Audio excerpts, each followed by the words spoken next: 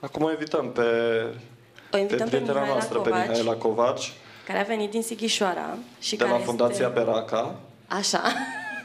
Imediat o să facem rime, știi? Mâine. Și care are o prezentare așa foarte trendy, cel puțin după titlu. A, după titlu? Spune ochelari noi pentru un sezon nou, tranziția de la indiferență la agent al schimbării. Către acțiune. Că tot ne place nouă la Paterie să vorbim de agents of change, așa, de agenți ai schimbării. Mihaela, bine ai venit! Bine v-am găsit, bine. Se pare că Leo, într-un fel, a acoperit tot ceea ce eu vreau să vă prezint, dar pentru că sunt femeia practică, voi face lucruri practice. Leo a vorbit despre teorie, eu voi încerca să vă vorbesc puțin despre practică. Și oricum ai să o faci în felul tău, adică... Sigur că da. E întotdeauna loc. Deci am pregătit mai multe obiecte de îmbrăcăminte. Ceea ce vreau să mă ajutați, da, te rog frumos, o să ne trebuiască și un microfon care să... sau vorbim tare ca să se audă. E nevoie de microfon pentru traducere. Ok. Am aici un articol poate obișnuit, poate neobișnuit. Aș dori să-mi spuneți câteva lucruri. Ce vârstă ați da persoane care poartă această îmbrăcăminte? Așa tare. Nu vedeți din spate? No, îmi cer scuze, dar nu mă pot ridica pe scaun. Urca. Poftim? Până în 30. Uite, avem o părere. Altcineva? Credeți că are 30 de ani? Oricine. Așa. Ce ați putea să-mi spuneți despre persoana aceasta? Ce fel de persoană e? E băiat sau fată? Sigur? Sunteți sigur? Ok. Deci e o fată? Ok, este o fată. Dacă v-ați uita, să zicem, este o fată, poate fi un băiat, dar ai zis că e o fată. Așa. Ce ați putea să-mi spuneți despre persoana respectivă, fie că e fată, băiat? Cu ce se ocupă?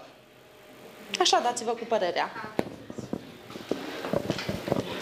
Cred că e o persoană puțin nonconformistă și eu nu știu de ce am senzația că pantalonii s-ar potrivi pentru studenți sau persoane care au fost la facultatea de artă sau design vestimentar, nu știu de ce. Ceva în sfera respectivă. Da. Așa. Sigur are și un tricou cu Mickey Mouse? Deci sigur are un tricou cu Mickey Mouse. Deci neapărat trebuie să se potrivească. Altceva. Hai să creăm un profil. E nevoie de microfon pentru că altfel nu se poate traduce. De-aia mă plimb cu microfonul printre voi. Ok? Așa. Dacă ar fi să ne gândim la o slujbă, credeți că lucrează sau e student? Student, așa. Nu? Stă acasă și învață. Deci pare genul de stă acasă că are de învățat o grămadă. Ok. Ai văzut. Acum am ceva mai interesant. Îi pui la loc în plasă sau ni oferi la sfârșit? Nu. Că s-ar putea să ai doritori. Deci deja, poftim, I'm too sexy and I know it. Ok, hai să vedem. Ce putem să spuneți despre aceasta? Ce vârstă e asta? Poftim? 19? Sigur că da, 19 așa. Exact, hai să-i facem profil. Ce credeți că face persoana respectivă? Să spun? Da, chiar te rog să-mi spun. Da, sincer vreau, să fii sincer. Da, chiar... E o studentă. Studentă la altceva, probabil. Ok, poftim? Probabil merge în club cu ei sau, de ce nu, sunt persoane care merg pe calea tursii. Pe calea tursii. Așa, poftim. Da? Mie, sincer, îmi dă impresia că e o persoană cu multă încredere în ea însăși. Deci trebuie să ai, cum zice americanul, trebuie să ai guts să porți așa ceva. Așa, altceva. Uite, opinia unui bărbat, te rog să-mi spui ceva. Aș putea spune că s-ar vrea să fie o persoană cu un buget redus, că nu fi avut bani să-și ia o pereche de pantaloni mai lungi. Ok, deci nu a avut și pentru restul. Dar dacă ar fi să... Ce slujbă i-ați da persoanei care poartă așa ceva? Ar putea fi stripper, hai să zic eu. Așa? Așa. Exact, dansatoare în club. Poftim? Așa, deci asta ar fi o slujbă. Altceva? Crezi? Da, păi dacă ar face afaceri... Ar câștiga toate afacerile. Okay. Da, până la urmă ar putea fi și seara în oraș să fie cu toată altă persoană sau să încerce să-și exprime partea pe care nu o poate exprima în timpul zilei. În timpul zilei. Ok? Sunteți foarte drăguți. Așa. Am un tricou, poate... Așa. Poftim? Te rog, exact. Și, ok, ce puteți să-mi spuneți despre persoana respectivă? Merge de minune. Îi se potrivește, așa. Ok, hai să vedem. Nu toți deodată. 14-16 ani. Da? Așa, altceva. E ceva ce poate purta oricine? Tu ai purta-o? Ok. Poftim? Nu vezi pe bunica ta să o poarte. O poartă oamenii cu swag. Ce fel de oameni? Cu swag. Deci chiar ar trebui să ne traduci și nouă dintr-o altă generație. Sau rămâne... E un cuvânt mai greu de tradus, dar vă zic că nu e nimic bun, atâta. Poate ne ajută Timea, nu știu. Nu ne ajută. Ok. Swag. Altceva. Deci, altă vârstă îi dați în afară de 16 ani? 12. Ce puteți să-mi spuneți despre ea? Ce i-ar place? Poftim? Iese în oraș cu prietenele. Ce i-ar place? E o persoană care stă acasă, citește mult. Poftim? Shopping-ul. Îi place shopping-ul, așa. Cred că am descoperit ochelarii din prezentarea ta. Ai descoperit ochelarii? Deci sunt pietricele. Deci, te rog frumos. Deci să atrag atenția. Altceva? Pare că face mai mult decât îi permite vârsta. Pare genul de copil care fumează. Oh, ia să vedem. Facem profil psihologic acum. Păi sigur că da, facem profilul persoanei care poartă, da. E poate o persoană diferită, contra stereotipul inteligentă, numai că atât a putut mama să-i permită de la magazinul chinezesc second hand după colț. Ce să-i faci? Ok. Deci mama nu îi permite. Altceva? Vorbeam ieri de cultura fetelor care poartă roz. Deci probabil face parte din... Probabil face din această cultură, da. Ok. Deci, altceva mai avem de adăugat? Nu. Acum, poate să ne oprim. Mai am încă un articol, dar nu mai vedem. Cred că o să rămâneți blocați, șocați, dar persoanele care... a căror articole vi le-am prezentat se află în mijlocul nostru și chiar aș vrea să se ridice domnișoarele.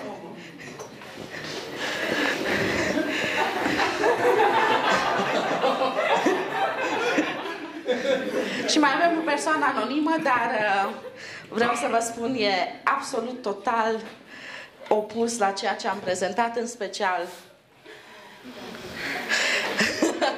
pantalonii renumiți. Așa cum am văzut, am vrut să facem un exercițiu practic, pentru că tocmai vorbeam despre stereotipuri. Eu obișnuiesc să le numesc și ochelari care îi purtăm. A fost ceva natural, nu a trebuit să ne gândim foarte mult, imediat am văzut câteva articole Imediat am avut o imagine, am făcut un profil, cred că în câteva minute puteam să-i spunem și ce mănâncă, ce îi place, unde merge, ce croșetează, toate cele. Foarte ușor ajungem să ne facem aceste imagini despre persoanele de lângă noi. Oare de ce? Așa cum și Leo ne-a prezentat, din cauza informației care am primit-o, cu care am crescut, din cauza imaginilor pe care le-am văzut și pe care le vedem zilnic, din cauza educației pe care am primit-o. Și astfel ni se formează acești ochelari cu care suntem atât de obișnuiți, de până la urma urmei ajungem de ni se pare o normalitate. Ceea ce vreau astăzi să fac e să vă stârnesc. Să vă gândiți, oare port ochelarii potriviți? Oare am nevoie de un consult oftalmologic? Eu zic că sunteți într-un workshop. Suntem toți într-o perioadă în care avem nevoie să ne consultăm puțin vederea. Și poate e timpul să purtăm alți ochelari. Ochelari care ne vor ajuta să interacționăm cu celălalt. Am avut o activitate în Croația, la un grup de persoane din diferite grupe, internațional a fost, și vorbeam despre discriminarea împotriva romilor. Deci în mai puțin de un minut, pe o foaie de flipchart, cam 30 de cuvinte din start au apărut despre romi. Romii au mulți copii, cerșesc, fură, tâlhăresc. Poftim? Nu neapărat, dar vreau să vă spun că, deci, foarte ușor, rapid au apărut acele imagini cu care suntem obișnuiți. După aceea am continuat și am întrebat, ok, câți dintre voi, pe ce v-ați bazat când v-ați făcut părerea respectivă? Unii au spus am auzit, alții am văzut, alții am experimentat, iar unii au spus chiar noi nu am avut nicio tangență sau un contact cu romii, dar pentru că așa am auzit, noi așa ne-am gândit, că așa sunt ei. Cam așa suntem și noi. Am fost și eu, nu numai legat de romi, după cum am văzut și cultura persoanelor care poartă diferite genuri de îmbrăcăminte.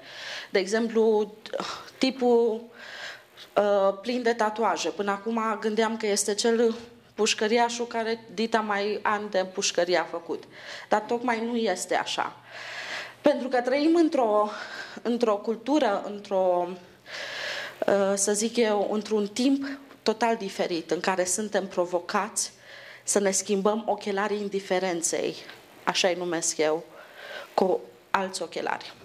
Și asta spun pentru că timp de 18 ani, legat de grupul minoritar rom, țiganii, eu am purtat acești ochelari ai indiferenței și a criticii, judecății și a stereotipiilor prezentate și cunoscute.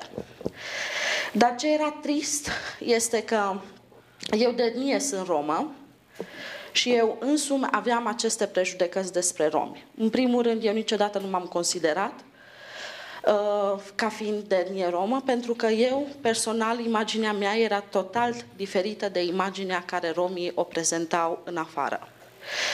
Pe lângă faptul că știam că sunt needucați, au copii mulți, n-au o creștere bună, trăiesc săraci, eu am crescut total într-o altă atmosferă. Eram printre primii în clasă, întotdeauna foarte bună la învățătură, mai mult nici nu arătam ca fiind de...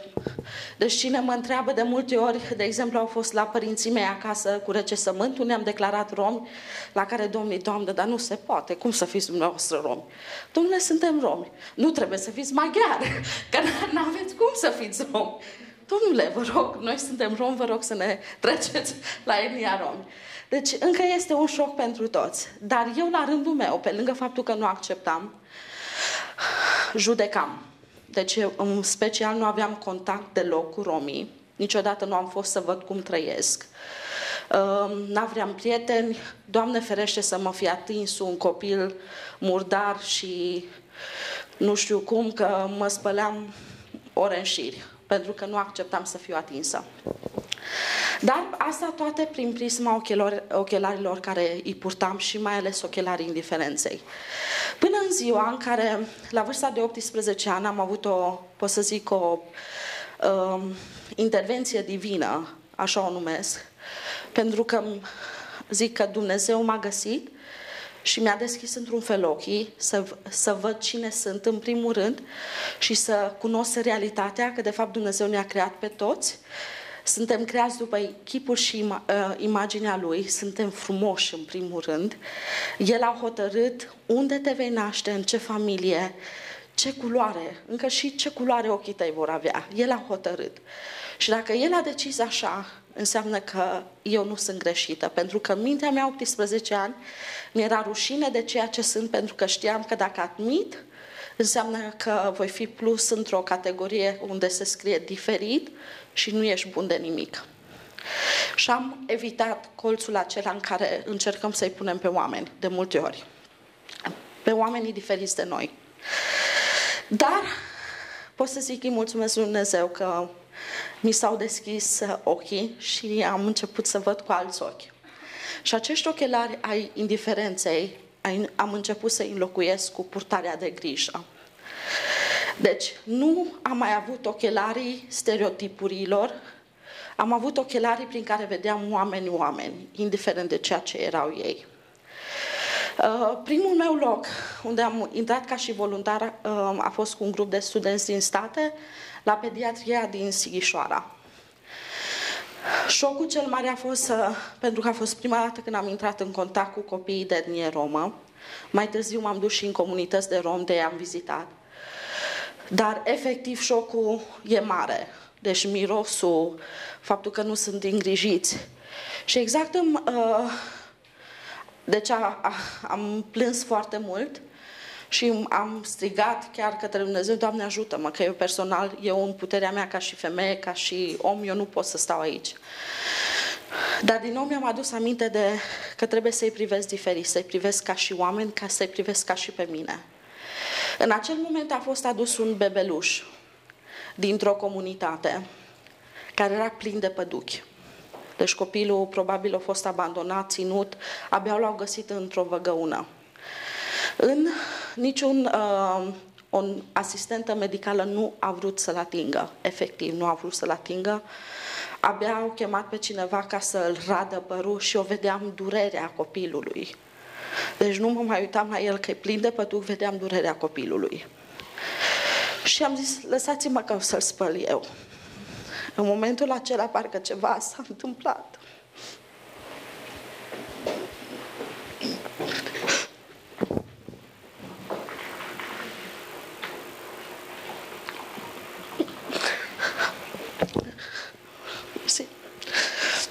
Ceva s-a întâmplat în viața mea. Am fost transformată dintr-o tânără arogantă. Am ajuns să înțeleg durerea. Și era un copil.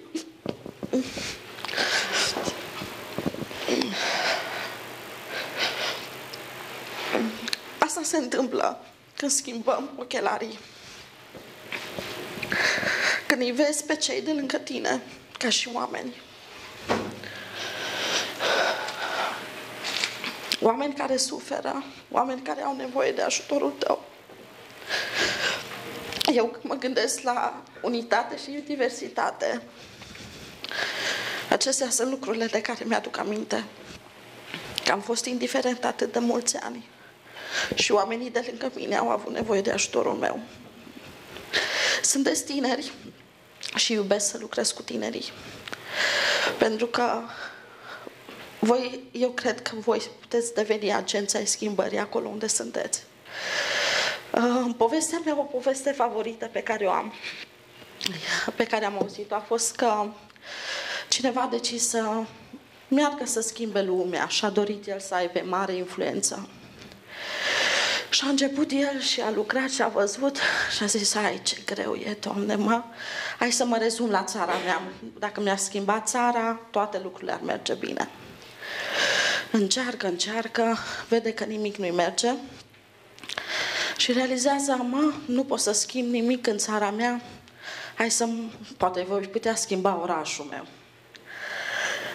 Ajunge, continuă, vede că tot nimic nu se întâmplă, își dă seama și zice, dacă nu pot să fac nimic pentru comunitate, orașul meu, hai să fac ceva pentru comunitatea, vecinătatea în care sunt.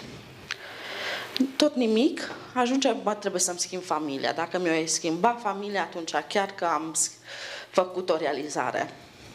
Dar totuși a ajuns la o concluzie. Dacă chiar vreau să fac ceva, trebuie să mă schimb pe mine. Și orice lucru care vei încerca să-l faci, va începe cu schimbarea, dar schimbarea propriei persoane. Încercăm atât de mult să-i schimbăm pe toți cei din jurul nostru să fie ca și noi. Încercăm, avem programe, tot felul de programe, prin care încercăm pe ceilalți să fie ca și noi, de parcă noi am fi super tare, totul ne este bine, suntem absolut perfecti și încercăm pe ceilalți să-i facem ca și noi. Dar nu.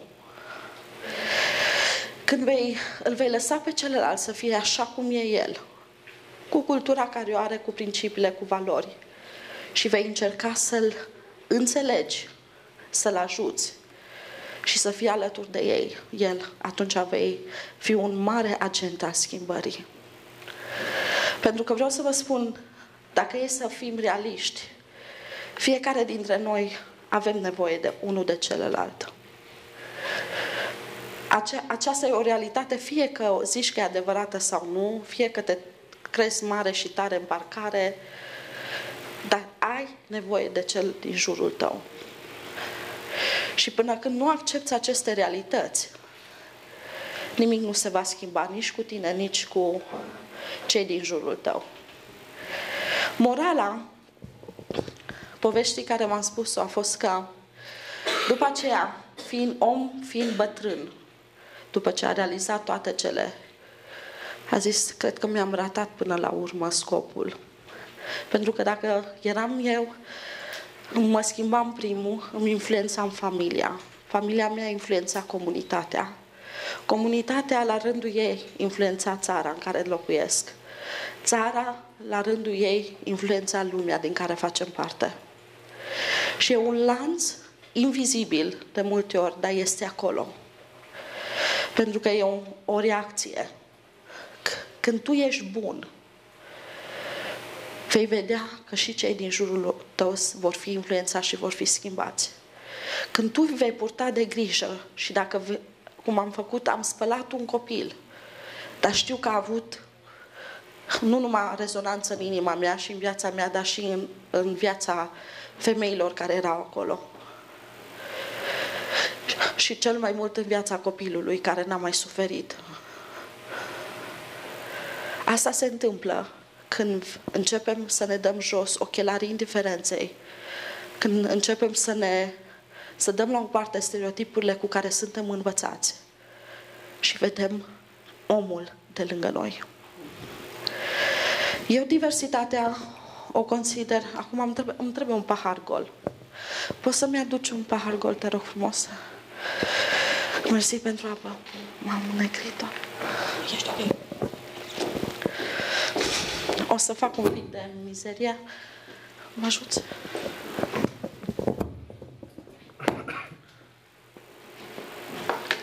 Zi-mi ce să fac. Ții microfonul, mamă. Sper ca toată lumea să vadă. Diversitatea o văd ca și o binecuvântare. Modul de a interacționa și a dialoga cu cel de lângă tine. Nu trebuie să mergi departe. Pentru că până la urmă fiecare dintre noi suntem diferiți. Începe unde ești. Dar ce vreau să faci este, în loc să fii închis și totul să meargă pe lângă tine, efectiv, trece pe lângă tine. E timpul să te deschizi față de cel de lângă tine. Și uite ce se va întâmpla. Va curge, va curge.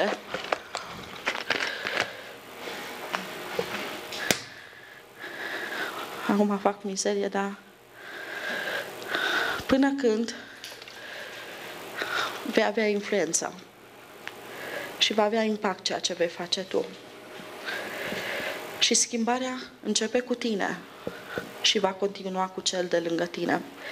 Și am să închei cu o poveste. Eu lucrez în domeniul prevenirii și combaterii violenței în familie. Timp de 1 an de zile am avut un adăpost pentru victime. Una dintre doamne care a ajuns la serviciul nostru, după ce a stat foarte mult și ne-a cunoscut, a fost foarte recunoscătoare pentru ceea ce am făcut, foarte impresionată de mine în mod special. Și într-o discuție i-am spus că de fapt sunt de etnie romă. Deci femeia s-a transformat efectiv. Și parcă dintr-o dată stereotipia ai putea, tu țigancă, mi-a spus așa? Fac eu, da. Directoarea unei fundații, da, și tu mă ajuți pe mine? Dar țiganii nu ne ajută, țiganii sunteți așa cum sunteți, cum mă ajuți tu pe mine, româncă? Și a fost atât de greu. Pentru că stereotipia i-a fost în față. I-a fost greu să mai primească ajutor de la mine. Pentru că nu m-a mai văzut, exact doamna care se îngrija de ea, m-a văzut ca țiganca care o știe ea despre țigănci. Până la urma urmei și-a dat seama că de fapt nu asta contează, că de fapt a întâlnit pe cineva care e diferit. Și asta se va întâmpla. De aceea am intitulat partea mea ca și o provocare pentru mine și pentru voi. Ochelari noi pentru un sezon nou. Urmează un sezon nou în viața voastră. Și pregătiți-vă să vă dați jos ochelarii vechi și să aveți alți ochelari. Vă mulțumesc!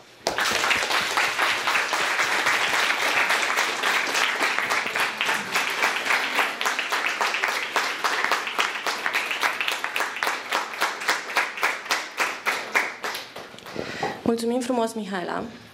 Întotdeauna prezentările Mihaelei sunt pline de emoție, pentru că schimbarea asta despre care ea vorbește nu este nici ușoară și nu este nici la îndemână și nici nu se poate face dacă nu-ți pui sufletul și toate emoțiile acolo. Pentru că tot o avem și am prins-o în fața noastră aici. Gândiți-vă ce ați vrea să o întrebați, că e la îndemână. După ce ai început să recunoști că ești de etnie romă, ai mai avut în viața ta dificultăți? Adică au mai fost oameni care să te eticheteze ca o țigancă? Nu, deci eu nu, să zic că nu am experimentat discriminarea cum o experimentează alții. Avantajul a fost pentru că eu n-am intrat în stereotipul normal. Avantajul, zic eu, pentru că n-am experimentat discriminarea, pentru că atunci când experimentezi, procesul e mult mai greu. Dar nu cred, pentru că de fapt eu promovez o imagine pozitivă a romilor, deci asta încerc și întotdeauna sunt de părere că cunoaște-mă înainte să mă judeci sau să-mi spui ceva despre mine. Și asta m-a ajutat în relațiile mele cu prietenii. Prietenii de orice etnie, de fapt un prieten drag și scump e român, care prima dată când a aflat că sunt de fapt de etnie, mi-a zis, e ok, nicio problemă. Și un lucru care mi-a spus e că până atunci făcea parte din discuții și grupuri, pentru că lucra în sistemul educației, normal discuțiile lungi despre copiii romi că au probleme, nu se schimbă, îs așa cum sunt, creează probleme. Dar el mi-a spus, Mihaela, până acum făceam parte și eu din acele grupuri de discuție. Dar de când te-am cunoscut pe tine, parcă nu mai pot să fac parte, să iau parte la aceste discuții. Și atunci parcă a fost și o revelație pentru mine, că de fapt nu merg tam-tam să zic, sunt de etnie romă, nu-mi stă scris în frunte, sunt cine sunt, am acceptat, sunt mândră de ceea ce sunt, n-am nimic să-mi fie rușine, cum la nimeni nu ar trebui să ne fie rușine de ceea ce suntem. Sunt de părere că trebuie să ne fie rușine de ceea ce facem. Indiferent că ești rom, maghiar, saș, german, olandez, dacă faci ceva greșit, comportamentul trebuie confruntat și nu persoana. Deci, nu știu dacă ți-am răspuns la întrebare, dar personal eu nu am experimentat discriminarea. Dar deși m-am ferit de ea, asta pot să-ți spun, m-am ferit. Eu aș vrea să întreb de partea cealaltă, care sunt reacțiile persoanelor de etnie romă când le spui că de fapt aparții acestei etnii? Este de asemenea o surpriză sau vor să devină... Deci îți dai seama că este o mare surpriză. Este și oricum, chiar dacă o să le spun în comunitățile în care lucrez, le este greu să mă vadă una dintre ei încă. Și deși știe că sunt de etnie romă, totuși mă văd un pic mai presus decât ei, deși încerc să nu, mai ales pe ei, să-i ajut să nu vadă pe cineva mai presus decât ei, că nu avem de ce. Până la urmă, dacă e sunt Mihaela, sunt om. Ești, cum te cheamă? Andrei. Andrei e la fel om. N-are cu ce să fie mai presus decât mine. Dar încă lucrez la asta. Dar îi încurajez să nu le fie rușine de ceea ce sunt. Și pentru că mulți tineri cu care am lucrat și de etnie romă le este rușine și la școală sunt discriminați și mi-au spus cum sunt tratați. Și de multe ori pleacă cu capul plecat. Și am zis să nu lași pe nimeni din cauza că îți spune că tu aparții unui grup să te facă să umbli cu capul plecat. Pentru că nu ai de ce. Cu plăcere. În primul rând, aș vrea să mulțumesc Mihaelei că ne-a împărtășit experiența personală, pentru că și eu cred că puterea unui exemplu individual are un impact mult mai mare decât niște teorii frumos prezentate, care sunt importante, pe care ne bazăm, mai ales oamenii de știință, dar pentru cei care suntem aici, exemplul individual vorbește cel mai puternic. Din perspectiva mea, eu sunt de formare psiholog. Aș vrea să întăresc într-adevăr ceea ce a spus Mihaela și în practica de psihoterapie.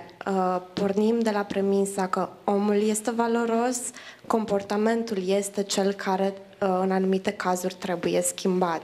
Și asta trebuie să avem în permanență în minte, să judecăm omul în funcție de moment, de context, faptul că un comportament este greșit într-un anumit context. Omul nu poate fi etichetat global.